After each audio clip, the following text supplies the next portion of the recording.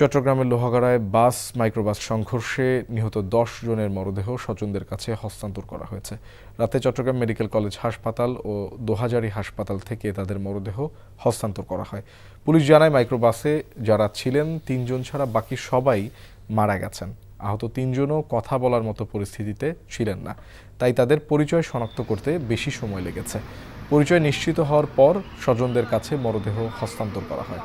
নিহতদের মধ্যে 3 জনের বাড়ি ঝিনাইদহের শৈলকুপায় এবং বাকি 6 জন ঢাকার মিরপুরের একই পরিবারের সদস্য।